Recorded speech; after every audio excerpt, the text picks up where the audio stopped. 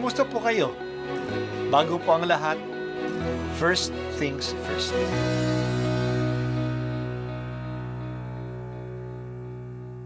Good morning po. Sinisimulan po natin ngayon ang first things first. At dito po, tinatalakay natin sa unang bahagi ng umaga natin ay ang first readings na binabasa po sa banal na misa.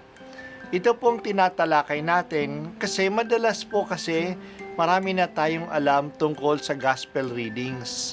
Pero konti po ang nagsasalita sa first readings. Pero ang first readings, bahagi din po yan ng Biblia, ng banal na kasulatan. Kaya susubaybayan po natin ang mga first readings, basahin po natin at kuminsan kailangan ng basahin ng 2 o 3 beses bago maintindihan kasi hindi po tayo familiar sa mga istorya at sa mga kaisipan na tinatalakay dito. Ang pagbasa mula sa mga gawa ng mga apostol. Noong mga araw na iyon, dinaluhong sina Pablo at Silas ng mga tao at matapos pahubaran ng mga pinuno, sila'y paulit-ulit na ipinahagupit saka ipinabilanggo at pinabantayang mabuti. Ipinasok sila ng bantay sa kaloob-looban ng bilangguan at ipinangaw ang mga paa.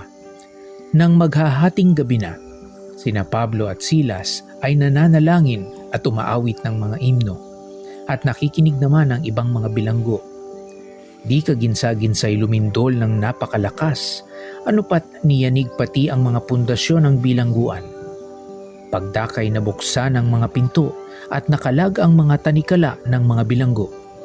Napabalikwas ang bantay bilangguan at nang makitang bukas ang mga pinto, hinugot ang kanyang tabak at tangkang magpakamatay sa akalang nakatakas ang mga bilanggo.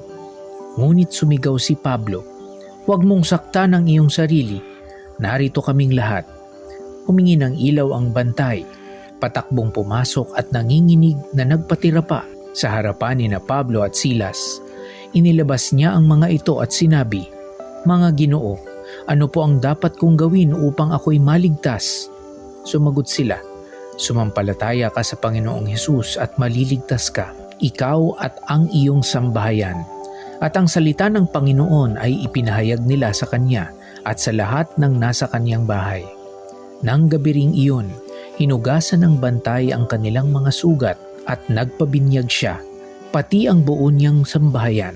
Pagkatapos, sila'y isinama niya sa kaniyang tahanan at hinainan ng pagkain. Galak na galak siya at ang kaniyang buong sambahayan sapagkat sila'y natutong sumampalataya sa Diyos. Ang salita ng Diyos. Salamat sa Diyos.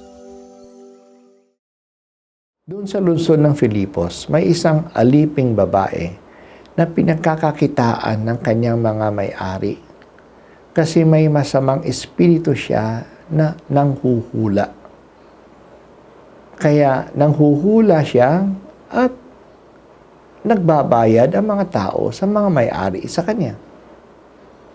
Nang makita ni Pablo at ng kanyang mga kasama, siya ay sumisigaw na sila daw ay galing sa Diyos na kataas-taasan. Ang ingay ng babae. Kaya ginawa ni Pablo ay pinalayas niya ang masamang espiritu sa kanya at umalis ito. Dahil sa hindi na siya makapaghula, wala ng espiritu sa kanya, naggalit ang mga may-ari at hinuli si Pablo at si Silas at dinala sila sa mga pinuno na kung ano-ano ang inaakusa sa kanila, na sila raw ay nanggugulo dahil sa kanilang mga aral. Pinahagupit sila ng mga pinuno at pinatapon sa bilangguan. Si Pablo at si Silas naman ay nagdadasal, umaawit, nangangaral sa mga tao sa bilangguan. Nagsasalita sila tungkol kay Jesus sa ibang mga bilanggo. Pero nung gabing yon, nagkaroon ng isang matinding lindol at nabuksan ang pintuan ng bilangguan at nakalag ang mga kadena sa mga bilanggo. Nung makita ito ng bantay ng bilanggo, kinuha na niya ang kanyang espada. Gusto nang magpakamatay. Ang buong akala niya ay tumakas sa mga bilanggo. Pero tumawag si Pablo at nasabi na huwag niyang saktan ang kanyang sarili kasi nandoon silang lahat. Nayanig ang bantay at nagsabi kay Pablo, anong gagawin ko upang ako'y maligtas? Naranasan niya ang 2 himala. Nabuksan ang pinto at hindi tumakas ang mga bilanggo.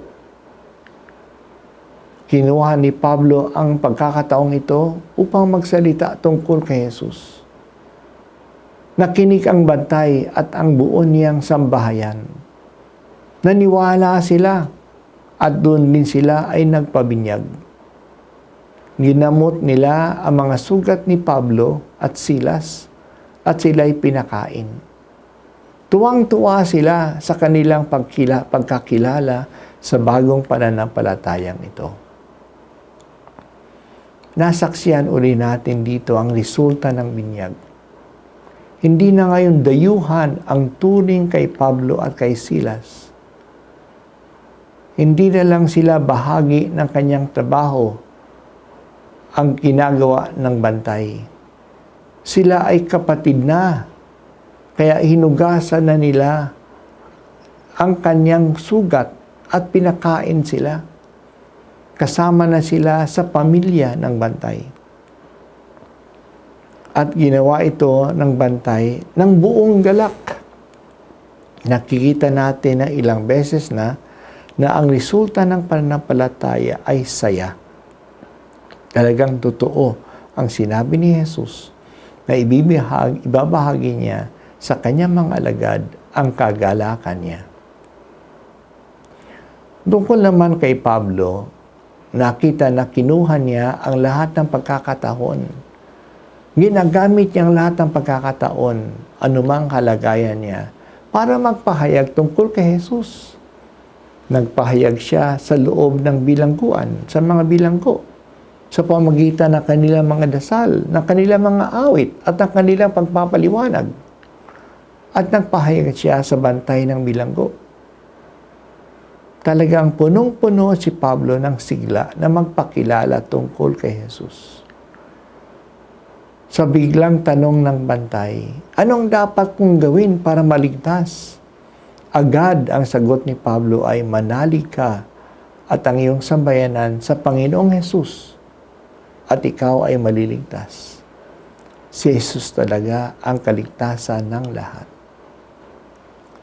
Buksan mo rin, O Diyos, ang anumang pumipigil sa akin na manindigan para sa iyo. Tanggalin mo ang anumang takot, anumang alinlangan, anumang kahihiyan na pumipigil sa akin na ipakilala ka sa iba.